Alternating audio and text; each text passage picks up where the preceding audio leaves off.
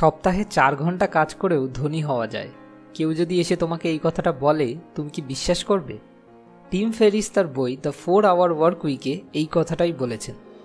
এই বইতে তিনি শুধু এটাই বলেননি যে এরকম কেন হওয়া সম্ভব, তার সাথে সাথে তিনি এটাও বলেছেন এরকম কি করে সম্ভব।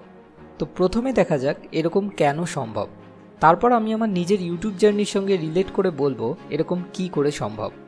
তো ফার্স্টে কেন সম্ভব? এটা সম্ভব কারণ এটা কোনো কাল্পনিক জিনিস নয়। আজকের দিনে বহু মানুষের জন্য এটা অলরেডি সত্যি হয়ে গেছে। যেমন তুমি যে কোনো ইউটিউব চ্যানেল দেখো যেগুলোতে লাখের উপর সাবস্ক্রাইবার্স রয়েছে, যেমন বিবিকি ভাইন্স বা টিভিএফ, যাদের ভিডিওগুলোতে রোজ লাখ লাখ ভিউজ পড়ে। এবার আমাদের ইউটিউব চ্যানেল অনুযায়ী প্রতি 2000 ভিউতে $1 অ্যাড রেভিনিউ জেনারেট হয়। কেউ যদি সপ্তাহে আরও বেশি ভিডিও আপলোড করে তাহলে তার আরও বেশি অ্যাড রেভিনিউ জেনারেট হবে। তাহলে যদি কোনো চ্যানেলে রোজ 1 লাখ ভিউজও পড়ে তাহলে সেই চ্যানেলে রোজ $50 অ্যাড রেভিনিউ জেনারেট হয়, মানে মাসে 50 × 30 $1,500, যেটা আমাদের ইন্ডিয়ান কারেন্সিতে হয় 1 লাখ রুপিস, মানে মাসিক আয় 1 লাখ টাকা। ভাই, 6 ফিগার মান্থলি আর্নিং ইন্ডিয়ার হিসাবে বড়লোক হওয়ার জন্য যথেষ্ট। এরকম ধনীদের লেখক নিউ রিচ বলেছেন। নিউ রিচ আর ওল্ড রিচদের মধ্যে পার্থক্য হলো, ওল্ড রিচ লোকেরা অসহায়তায় প্রতিদিন 9টা থেকে 5টা কাজ করে, নিজের ইচ্ছে মতো কোনো এক জায়গায় বেশি দিন থাকতে পারে না, তাদের একটা এক্স্যাক্ট লোকেশনে থেকেই কাজ করতে হয়। যেখানে নিউ রিচ লোকেরা যেদিন খুশি নিজের ইচ্ছে মতো 9টা থেকে 5টা কাজকে স্কেপ করতে পারে। তারা পৃথিবীর যেখানে ইচ্ছা যতদিন ইচ্ছা নিজের খুশিতে থাকতে পারে এবং সেখানে থেকে নিজের কাজও করতে পারে। আর সবথেকে বড় ব্যাপার, এটা তাদের মাসিক ইনকামেও কোনো ক্ষতি করে না।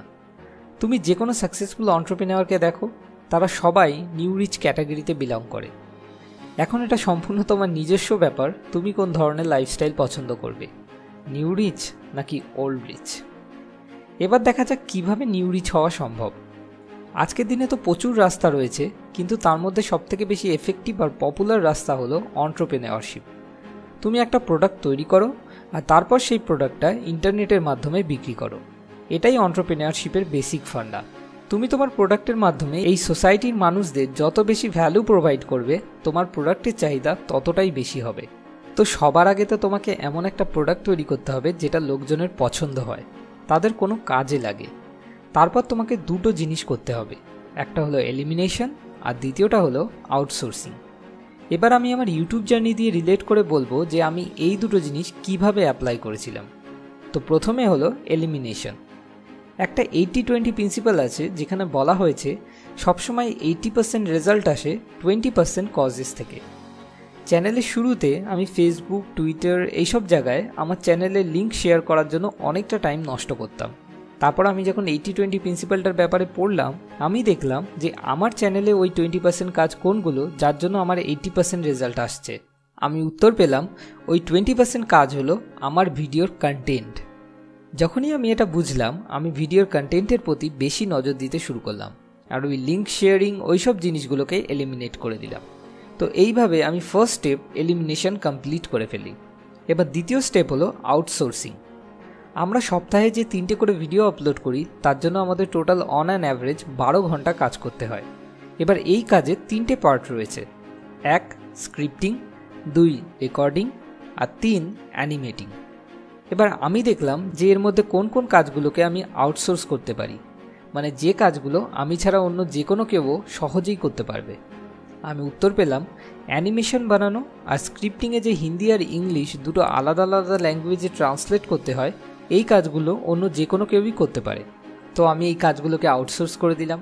এখন আউটসোর্সিং করার সময় এটা খেয়াল রাখা খুব দরকার যে সেটা যেন সঠিক লোকের সঙ্গে করা হয়। তো আমি সঠিক লোক খুঁজতে শুরু করলাম। আমার ভাইয়ের ছোটোবেলা থেকেই অ্যানিমেশন শেখার খুব ইচ্ছা ছিল, তো আমি ওকে ভিডিও স্ক্রাইবে কী করে খুব সহজেই অ্যানিমেশন বানানো যায় সেটা শিখিয়ে দিলাম আর অ্যানিমেশন বানানোর কাজটা ওকে দিয়ে দিলাম। এবার বাকি থাকলো ট্রান্সলেশনের কাজ।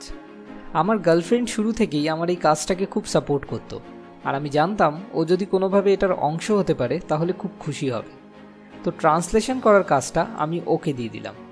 আগে সপ্তাহে 3টে ভিডিও দেওয়ার জন্য আমাকে একা সপ্তাহে 12 ঘন্টা কাজ করতে হতো, কিন্তু আউটসোর্সিং করার পর সেই কাজগুলো 3 জনের মধ্যে ভাগ হয়ে যাওয়ায় এখন 3 জনকে গড়ে সপ্তাহে 4 ঘন্টা করে কাজ করতে হয়।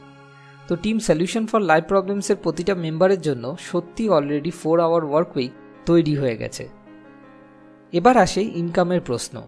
যদিও আমরা এখনো 1 লাখের মতো অত বেশি সাবস্ক্রাইবার্স গেইন করতে পারিনি, তবু যে রেটে সাবস্ক্রাইবার্স বাড়ছে, যদি এইভাবেই বাড়তে থাকে, তোমরা সবাই যদি এভাবেই আমাদের পাশে থাকো, তাহলে আমার পুরো বিশ্বাস আছে আগামী 1 বছরের মধ্যেই সলিউশন ফর লাইফ প্রবলেমসও 1 লাখ সাবস্ক্রাইবারের গণ্ডি পেরোতে সক্ষম হবে। আমি এই জিনিসগুলো টিম ফেরিসের বই দ্য 4 আওয়ার ওয়ার্ক উইক থেকে শিখেছি। যদি তুমি এই প্রসেসটার ব্যাপারে আরও ডিটেলসে জানতে চাও, তাহলে নিচে ডেসক্রিপশনে দেওয়া লিঙ্ক থেকে গিয়ে amazon.in থেকে তুমি এই বইটা কিনতে পারো। পরের ভিডিও পরের শুক্রবার। Thanks for watching.